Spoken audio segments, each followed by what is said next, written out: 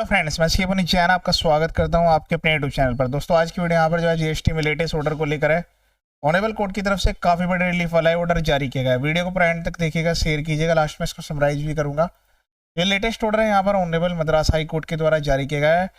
Latest 5 Feb 2026 का ये order है और यहाँ पर जो है एसएससी को काफी बड़ी रिलीफ प्रोवाइड की गई है। नोटिस ऑर्डर्स इनवैलिड हुए हैं, आप भी अपने नोटिस ऑर्डर्स को इनवैलिड करा सकते हैं। सिमिलर फैक्ट्स होना जरूरी है। रिट पिटिशन की अगर आपको इसकी पीडीएफ कॉपी की रिक्वायरमेंट है तो आप रिट पिटिशन नंबर से सर्च कर लीजिएगा, आपको डायरेक्ट डाउनलोड करने के लिए मिल जाएगा अपने रिप्लाई में भी। और अगर आप अपील फाइल करने जा रहे हैं उसमें इसको जरूर मेंशन करें, आपके फेवर में केस आने के चांस काफ़ी ज़्यादा रहेंगे। इससे पहले मैंने अपने यूट्यूब चैनल पर ऐसे काफ़ी सारे वीडियो जो ऑलरेडी अपलोड किए हुए हैं, जहाँ पर अलग अलग ऑनरेबल कोर्ट के काफ़ी फेवरेबल ऑर्डर्स आए हुए हैं। इसके अलावा जीएसटी इनकम टैक्स के बेसिक फाइलिंग रजिस्ट्रेशन प्रोसेस के भी वीडियो यहाँ पर अवेलेबल हैं। और जीएसटी में हर टाइप के नोटिस के रिप्लाई, अगर ऑर्डर जारी हो गया तो अपील कैसे फाइल करनी है, अपील में क्या क्या मेंशन करना है, वो सब कुछ वीडियोज में बताया गया है। उन सबके ड्राफ्ट फॉर्मेट्स रिप्लाई के भी, अपील के भी यहाँ पर प्रोवाइड किए गए हैं। आप अपने अकॉर्डिंग उनको डाउनलोड करके मॉडिफाई कर सकते हैं। वीडियो को पूरा एंड तक देखिएगा, वीडियो काफ़ी शॉर्ट में यहाँ पर रहने वाला है। रिट पिटिशन एसएससी के द्वारा फाइल की गई है। ये हो सकता है इनका किसी पर्टिकुलर ईयर से रिगार्डिंग केस हो, और लेकिन आपको इसका बेनिफिट मिल जाएगा। बस आपको चेक करना होगा सिमिलर फैक्ट्स हैं या नहीं है, ठीक है। यहाँ पर इन्होंने रिक्वेस्ट किया कि जो ऑर्डर है ये यहाँ पर नॉन स्पीकिंग ऑर्डर है, violation of principle of natural justice है, और इनको यहाँ पर रिलीफ भी मिल गई है। जो डिपार्टमेंट की तरफ से लर्न काउंसिल है, एसएससी की तरफ से लर्न काउंसिल है, दोनों ने यहाँ पर अपने सबमिशंस को सबमिट किया है। Learn council for the petition submits that in case all notice communication were uploaded by the respondent GST common portal. यहाँ पर ये कह रहे हैं कि भाई जितने भी नोटिस हैं, ऑर्डर्स हैं, वो सारे के सारे इनके जो है जीएसटी के कॉमन पोर्टल पर जो है अपलोड किए गए हैं। The petitioner was not aware. तो देखिए यहाँ पर इस केस को लेकर अलग अलग ऑनरेबल कोर्ट्स ने काफ़ी फेवरेबल ऑर्डर्स जारी किए हैं। वो वीडियो आप एक बार जरूर देख लें। अब यहाँ पर ये पूरा यहाँ पर जो है एसएससी के फेवर में आ चुका है कि अगर केवल जीएसटी पोर्टल पर नोटिस जारी किए गए, ऑर्डर जारी किए गए, तो जरूरी नहीं है कि वो सारे वैलिड हों। अब यहाँ पर एसएससी इसका रिप्लाई फाइल करने में फेल्ड हो गए हैं, एक्सपायर से ऑर्डर जारी हो गया है, तो ये इनको बिना अपॉर्चुनिटी प्रोवाइड किए, बिना पर्सनल हियरिंग हुए एक ऑर्डर जारी हुआ है जो कि इनवैलिड है। एसएससी जो है यहाँ पर उन्होंने खुद से एग्री किया है कि 25% डिस्प्यूटेड अमाउंट का वो जमा करने के लिए रेडी है। ऑनरेबल कोर्ट से रिक्वेस्ट करने है कि इनको अपॉर्चुनिटी ग्रांट की जाए ताकि जो इनका ऑर्डर है वो यहाँ पर सेटिस्फाइड हो सके। उसके अलावा यहाँ पर इसको क्रॉस ऑब्जेक्ट करते हुए जो यहाँ पर डिपार्टमेंट की तरफ से लर्न काउंसिल है, उन्होंने यहाँ पर कहा है कि जीएसटी पोर्टल पर अपलोड करना नोटिस का वो एक प्रोसेस है। डिपार्टमेंट ने उसको अपलोड किया है, पिटिशनर को अपॉर्चुनिटी मिली है लेकिन उसको अवेल नहीं कर पाए हैं। उन्होंने फेयरली इस बात को एडमिट किया है कि अपॉर्चुनिटी ऑफ हियरिंग जो है वो तो प्रोवाइड नहीं की गई ऑर्डर जारी करने से पहले। देयरफॉर इसलिए उन्होंने यहाँ पर रिक्वेस्ट किया ऑनरेबल कोर्ट से कि यहाँ पर केस को रेमिट बैक कर दिया जाए। 25% जो ये कह रहे हैं उसको यहाँ पर डिपॉजिट की प्री कंडीशंस को लगाते हुए यहाँ पर, जो कि पिटिशन खुद एग्री कर रहे हैं। दोनों तरफ के जो लर्न काउंसिल है उनके सबमिशन को कंसिडर करने के बाद, उनके डॉक्यूमेंट सब चीज़ें रिकॉर्ड होने के बाद, अब यहाँ पर केस देखिएगा। In the case in hand it is evident that the show cause notice was uploaded on GST portal tab.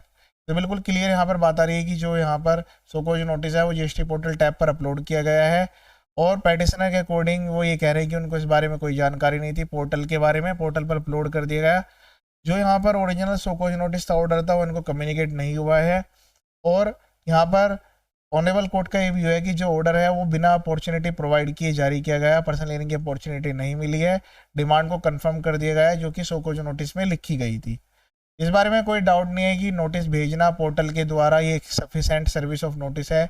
लेकिन अगर कोई ऑफिसर इस चीज़ को भेज रहे हैं, रिपीटिंग रिमाइंडर्स भी भेज रहे हैं, in spite of the fact that no response from the petitioner to show cause notice, अगर जो एसएससी है उसका रेस्पॉन्ड नहीं कर रहे हैं, जो ऑफिसर है उनको यहाँ पर अपना माइंड अप्लाई करना जरूरी है। Officer should have applied her mind, explore the possibilities of sending notice by way of other modes. Section 169 में जो प्रेस्क्राइब मोड दिए गए हैं उनके द्वारा भी नोटिस भेजे जाएं, जो कि यहाँ पर valid mode of service consider किए जाएं। अदरवाइज यहाँ पर ये इफेक्टिव सर्विस नहीं माना जाएगा, केवल यहाँ पर ये माना जाएगा कि इसको फॉर्मेलिटीज की जा रही है। तरीके से यहाँ डिपार्टमेंट को डायरेक्शन भी दी जा रही है। केवल एक्सपायर से ऑर्डर जारी करना यहाँ पर एम्प्टी फॉर्मेलिटीज है, इससे कोई भी यूजफुल पर्पज सर्व नहीं हो पा रहा है, और इसकी वजह से यहाँ पर जो लिटिगेशंस है वो बढ़ रही हैं। And the same way only pave the way of multi simplicity of the litigations, not only wasting the time of concern officer, ना केवल उस ऑफिसर का टाइम वेस्ट हो रहा है बल्कि यहाँ पर जो है but also the precious time of appellate authority, tribunal and this court as well. उनके साथ साथ यहाँ पर जो है कोर्ट का भी, अपीलेट अथॉरिटी का भी, अपीलेट ट्रिब्यूनल का भी प्रीसियस टाइम वेस्ट हो रहा है। फिर यहाँ पर डिपार्टमेंट को यहाँ पर कहा जा रहा है कि अगर कोई भी एसएससी यहाँ पर आपका रेस्पॉन्स नहीं कर रहे हैं तो आप उनको अदर मोड से नोटिस भेजें।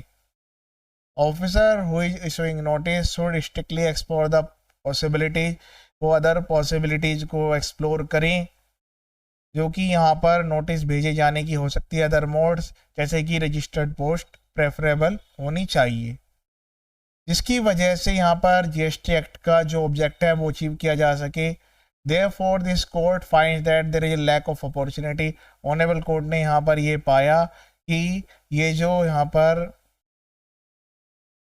जो नोटिस भेजे गए, ऑर्डर भेजे गए, यहाँ पर प्रॉपर अपॉर्चुनिटी नहीं दी गई और इफेक्टिवली ये सर्विस ऑफ नोटिस नहीं माना जा सकता है। ऑनरेबल कोर्ट ने यहाँ पर डिपार्टमेंट की जो एसएससी की तरफ से लैंड काउंसिल है उन्होंने 25% जो कंडीशन थी उसी को यहाँ पर इनके ऊपर पेनल्टी या फिर आप कंडीशंस भी कह सकते हैं लगा दिया है। और ऑनरेबल कोर्ट ने ये फर्दर ऑर्डर जारी किया है, जो डिपार्टमेंट के द्वारा ऑर्डर किया गया था उसको यहाँ पर डायरेक्टली सेट असाइड किया गया है। फर्दर ये ऑर्डर जारी हुए हैं। पहला तो ये कि जो इम्पंज ऑर्डर है उसको सेट असाइड कर दिया गया, मैटर को रिमांड बैक किया गया प्रेस कंसिडरेशन के लिए। 25% डिस्प्यूटेड अमाउंट का जमा करना होगा। 4 वीक्स का टाइम दिया गया है जिस दिन ये ऑर्डर जारी हुआ है। इस ऑर्डर को यहाँ पर सेट असाइड माना जाएगा जिस दिन ये अमाउंट पेमेंट हो जाएगी 25% of disputed tax. The petitioner shall file the reply, जो पेटिशनर है वो रिप्लाई ऑब्जेक्शन को फाइल करेंगे, जो भी रिक्वायर्ड डॉक्यूमेंट्स देने हैं वो देंगे। 3 वीक्स का यहाँ पर इनको टाइम दिया गया है पेमेंट करने के बाद। जब ये रिप्लाई इनका सबमिट हो जाएगा उसके बाद यहाँ पर 14 डेज का क्लियर नोटिस जारी होगा जिसमें कि डेट फिक्स की जाएगी हियरिंग के रिगार्डिंग। पेटिशनर जो है उसको अवेल करेंगे, फिर उसके बाद ऑर्डर जारी किए जाएंगे मैरिट्स के बेस पर इन अकॉर्डेंस टू लॉ, और जितना जल्दी हो सके उतना जल्दी पॉसिबल ये एक्टिविटी कंप्लीट की जाएगी। इसी के साथ यहाँ पर ये जो रिट पिटिशन है उसको अलाउ किया गया है। रिलेटेड जो भी मिसलेनियस रिट पिटिशन थी उनको भी सेम वैल्यू पर ही यहाँ पर अलाउ किया गया है। तो ये अपने आप में काफ़ी बड़े रिलीफ वाला ऑर्डर है, आप भी इसको मेंशन जरूर करें। और अगर कोई भी नोटिस आता है, कम्युनिकेशन आता है, उसका रिप्लाई टाइमली करें। हो सकता है आगे चलकर आपको इस तरह की रिलीफ ना मिले क्योंकि पोर्टल पर अब ये नोटिस ऑर्डर की टाइप फ्रंट में आ चुकी है। ईमेल आईडी, मोबाइल नंबर को अपडेट रखें और जो भी रेमेडीज अवेल करनी है, नोटिस के रिप्लाई, अपील फाइल करना, रेक्टिफिकेशन फाइल करना, वो टाइम से ही अवेल कर ले। बाकी अदर वीडियोज भी आप एक बार देख लीजिएगा। ये वीडियो देखने के लिए थैंक यू सो मच।